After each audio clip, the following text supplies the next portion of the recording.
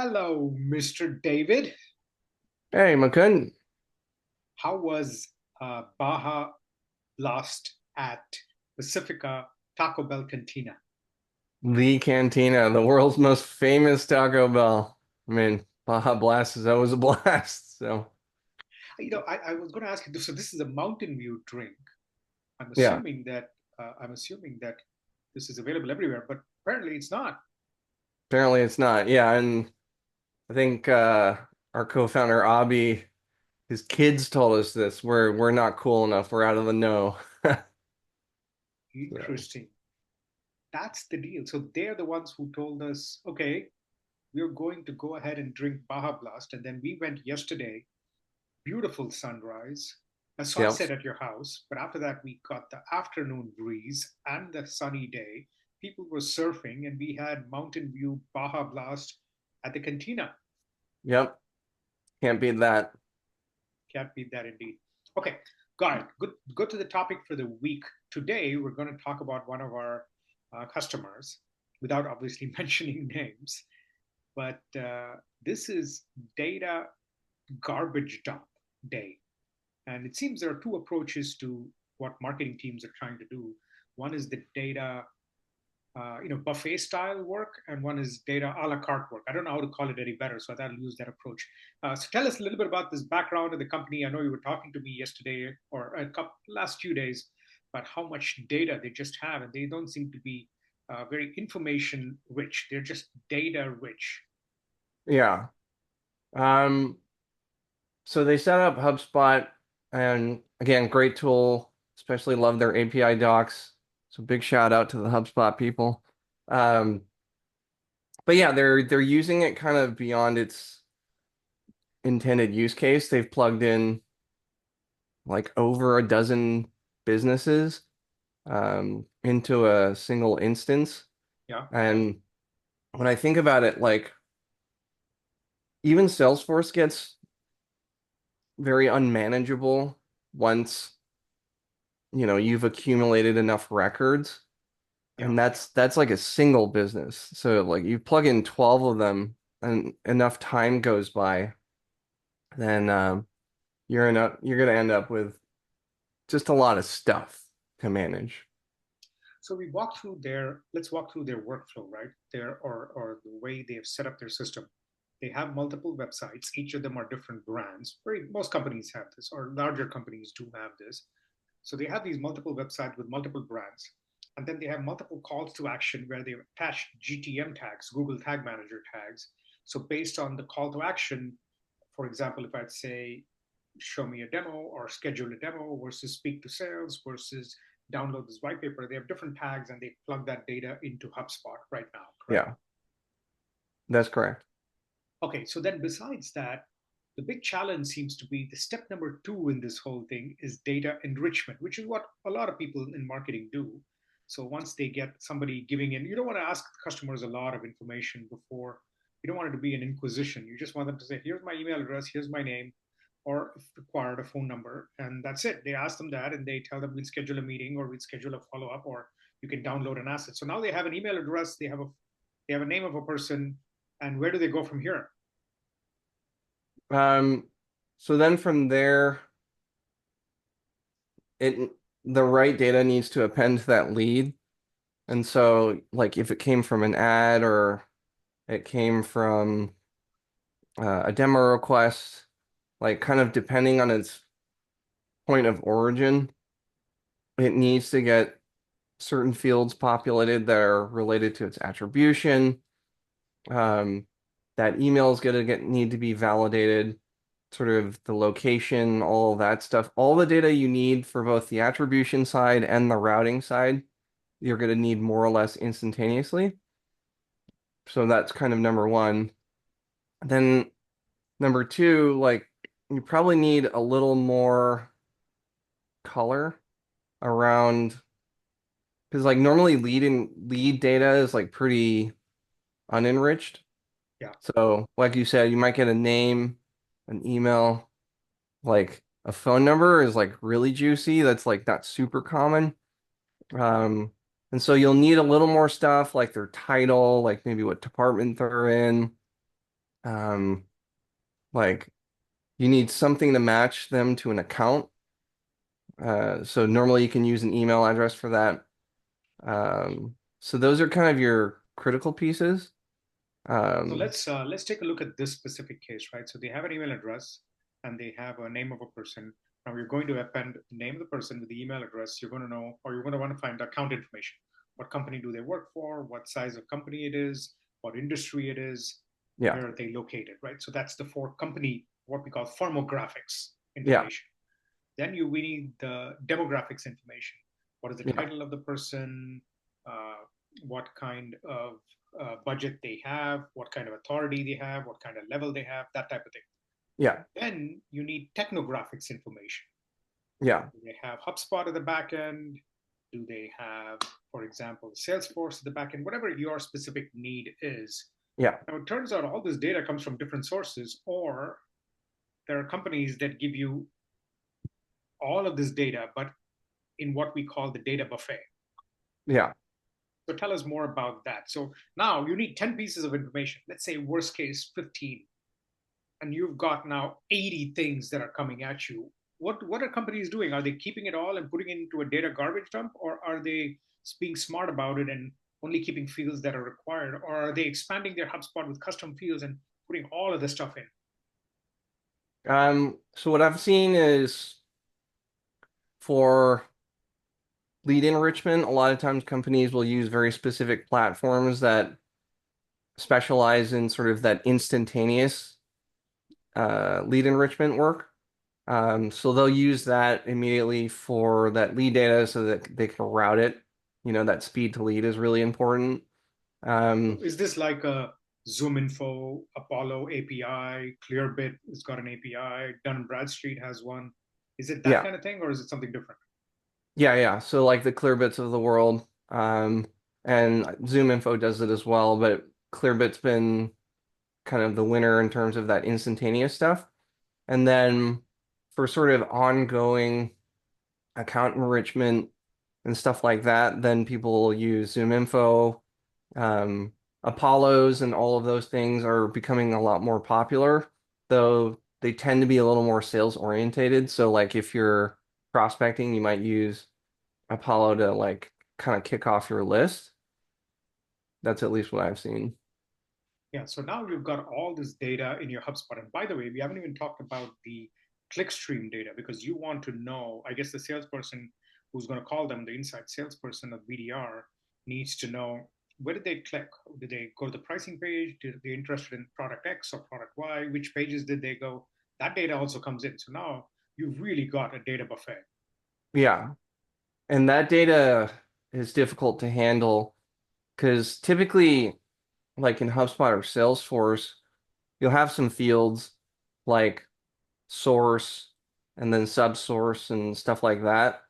And so that might flow in from, your attribution tags. So like, whether it came in through Google or whether it came in through an ad.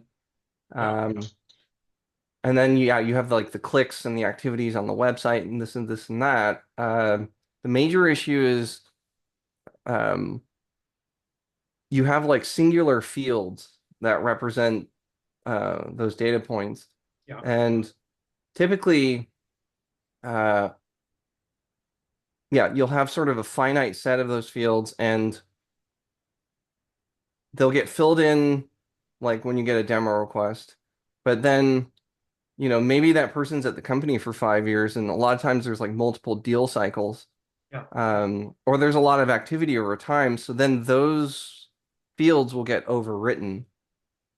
But what's really useful is seeing like the totality, like the history of someone's actions. That's where you might need time series data. And like it's not the most straightforward thing to do. Typically, what I would do is like set up a custom object where it writes sort of a record each time for sort of each activity. But then you've got to maintain the custom object and you also start creating a lot more data. It's very That's what creates the garbage data dump.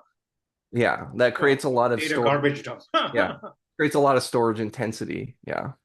But also, if you now have to create reports, let's say your marketing VP has to report to the CEO, where are we getting the leads from? So he's got to go back to this field and create a pivot table and essentially say, look at the leads that came in the last 1 week. Show me the source of leads using UTM data, right? Or UTM parameters. And that's just one field. It's just dumping it in, whether it's working through ads or whether it's working through an SEO piece of content or whether a syndicated piece of content or a webinar or whatever the case might be. Yeah. And it's extremely one-dimensional. What do you mean? And so like that, the way I've seen attribution executed, at least in my career, is it tends to either be, first touch or last touch. Um, which makes sense. It's simple, right? But given the fact that deal cycles, like I've calculated, you tend to need like at least 2 to 3 opportunities before you close a customer. And like for anyone out there listening, if you think about your own customer journey when you're buying something expensive, like a car or a computer, a new phone or something like that, like normally you have to like sort of stay in this ad ecosystem for a long time. You have to kind of get bombarded to the point where you pull the trigger or like stuff like that. Um, so yeah, that's where keeping that time series would allow people to build like more nuanced attribution models. Yeah. So now that you've built this, you use it for different purposes, some for analytics, some for reporting, some for making decisions. So decision intelligence allows you, that's what we're trying to tackle, right? Instead of getting the garbage dump of all the data from every provider. And one thing I forgot, which I think is the three most important elements, right? Number one, you need data to be enriched. Unfortunately, 80% of the data that is provided by all of these providers is pretty common. So, for Yeah, example, if you want size of the company, ZoomInfo has it, Apollo has it, Dun and Bradstreet had it, but each of them has a certain set of fields that you won't get from somebody else. So you have to now take the whole data just because you want 3 pieces of data. That's what yeah, creates this data buffet, yeah, which is the problem, right? yeah. And it's not tailored to your needs, right? So it's like you're a vegetarian and if you go to a standard buffet in Vegas, right? There's only going to be, some portion of that food that's like applicable to your diet, right? So it's kind of like that. So why would you pay for the whole buffet and not just, what you need? Yeah, which I think is what we're calling data a la carte. So tell us a little bit about our solution. How do we envision this to be different than maybe other providers? We're not a data provider. We're not a data platform. We're a decision intelligence platform. What do we do different and why is our approach better or different? Yeah. So we try and aggregate the known universe of data for starters. So all the vendors we've already mentioned, like we'll try and aggregate their data plus, whatever we've been able to scrape out ourselves. That's all well and fine. You're still talking about a buffet. But then, our special sauce is having this immutable ID, right? We came from the CDP world, the customer data world, and we came up with this concept of having immutable IDs. So basically, like every person and every company has its own ID that cannot be changed. And so, like, whether I'm David at Engagio or David at Talkable or now David at iCustomer, it's still one ID. It's like a social security number. So all that being said, having these immutable IDs means now all the applicable data that's in this buffet can now append itself to the people and the companies uh, that it applies to. So Yeah. that's like where we start, and then it gets even easier sort of after that. How do we save on data costs given that we have this immutable ID? Let's go back to our example. You have Yeah, this customer that gives you an email address and a name, and you put it into a database. Now, with that immutable ID associated, that immutable ID is an ID, but it also has multiple unique fields. I would imagine that it corresponds back to one email address or multiple email addresses. So, for example, I have 3 email addresses as an example. I have my Gmail account, I have a very old Yahoo account, and I have my company account, right? So when I'd say I come into your website and I put my Gmail account, the immutable ID does it translate back to my email account? One of them, all three of them? How does that work? So that's where, yeah, it's up to the customer how. So like if you're B2C, then probably your um, personal email address is more applicable. If Yeah. you're B2B, then you're going to need their business address. And of course, we're keeping tabs on kind of which one is the most live and relevant of these data points. Uh, so then all you have to do is kind of point us, okay, what's your preference? Are you looking for the business email? Are you looking for the personal email? And then you go down a stream that's sort of relevant to that key. How do you help enrich the data in that case? How do we do that? Yeah, so you've got this universe of data, it's appending to the right people, and then what you can do is set up a template. And your template, you're basically just picking the fields that are relevant to yourself or to your org, and then our system will auto map it to your fields, and you've created a template. And you can launch that template like into your CRM or into your data warehouse, sort of whatever destination system you want that to occur in. You pick the frequency of refresh, and that's it. That's all you have to do. So this is also advantageous. For example, we were talking to a Databricks customer. They have a data lake house, I guess, with all of their customer data in one place. And the cost of that data is what, in some terms, it was $85,000 a year that they were Yeah. paying for that. But they're really using only 23 fields. That's it for each Yeah. customer. They have lots and lots of data, but 23 fields to make decisions because a lot of the fields are just useless, right? But Yeah. they're paying $80,000 for a little over 4 million, 5 million unique users to keep that data. $80,000 for that seems high, doesn't it? I mean, just because Yeah. you're putting it into a data lake house. Yeah. Because you're paying for the buffet. You're not paying for what you're consuming.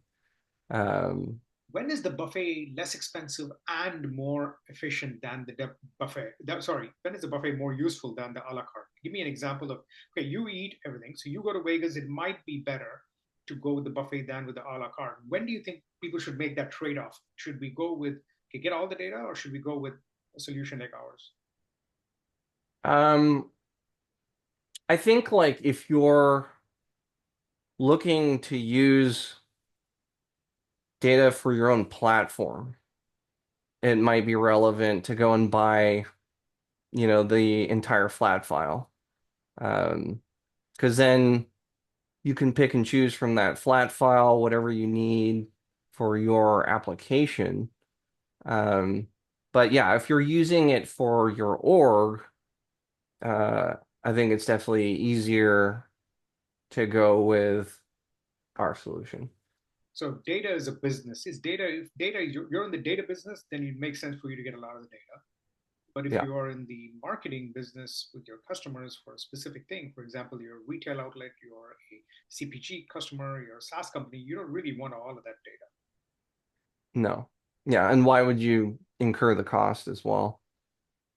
Yeah. So, I think that's the big challenge as well, right? Number one, the three biggest problems are I incur a lot of cost because I'm carrying a lot of data.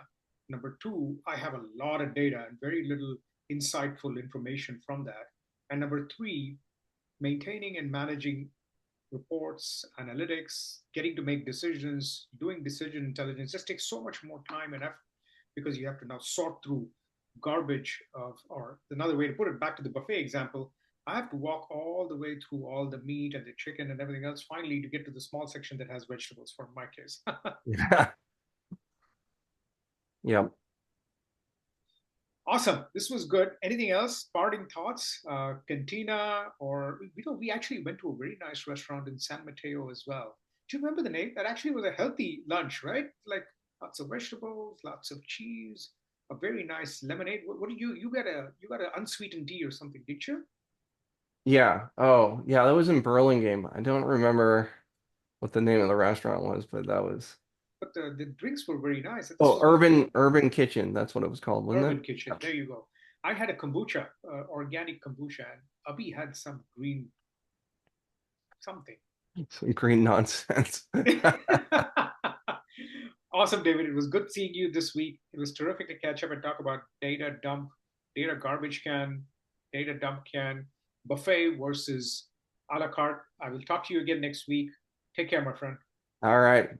Mahalo.